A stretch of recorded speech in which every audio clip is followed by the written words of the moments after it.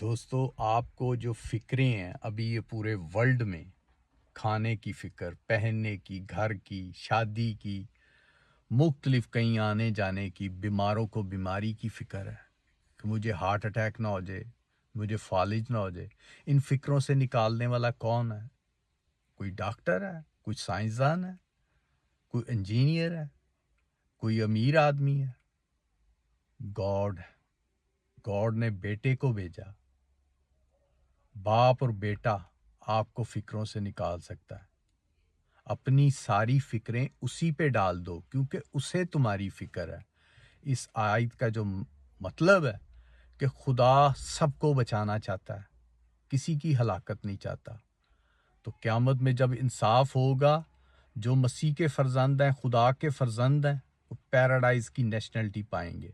جو شیطان کے بچے ہیں، بیٹے ہیں، اسٹوڈنٹ ہیں، وہ گندک کی آگ میں ڈالے جائیں گے، کھولتی آگ میں، جو کھولتی رہے گی، کھلاتی رہے گی، ان کو پیڑیں دردیں دے گی، مرنے نہیں دے گی۔